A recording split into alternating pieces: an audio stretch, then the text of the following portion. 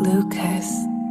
Ruhumun ömrüne tökmek bilen divar ördüler. Men hemişe iri dönmege mecbur oldum. Susuzdum ve yalandan başka koyu yoktu. Menin suuna kalmağa mecbur oldum. Özüm açıktı yönüm başka çare bulman. Hemmesini içi saldım. Bir günü rap bilen tanıştım ve hemmesi dile geldi, gücüm ele geldi. Divarları yıkıp geçtim. Protestim hemmesinin götünü açtım. Kim neme deyse deysin, men artık şu yolu seçtim. Yetem aşkalam ya da düşüp harasat kopardı. İşten fikirlere giderdi. Meni giyecek işten sonra geçtim. Ehli sinalları alıda etmen enem oğlunuzun sağ canları. Şahin fakir yerde hemişe yalandır durmuşun kovyanları. Sonra özüm içime kultap unuttum benim ehli yalanları. Dime patsan o sözüne maniya. Ben bu saatleri siz için yazamıyorum. Size için de ya da sevgine yazmasam bağlan ya. Dime patsan o sözüne maniya. Ben bu saatleri siz için yazamıyorum.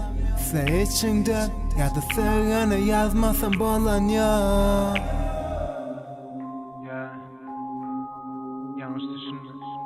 Bunu senin için yazamam. İstesen dinlemeni bilirsin.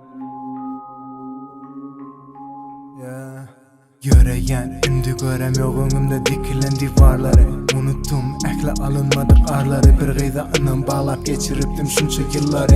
Yöne adını koyma kalktıktı sevgisin mazarlara. Düşünyen olara da yerizem taktı kellesini dollara. Öyle 5 manat getirmek için giderler başka yurtlara. Bir bağlavam bulmaz indi bir de kartlara. Gete su serpmeli böyle sırtına, işlemeli böyle partine gelmesege mayıplaşma kisemiz değişikti yerler.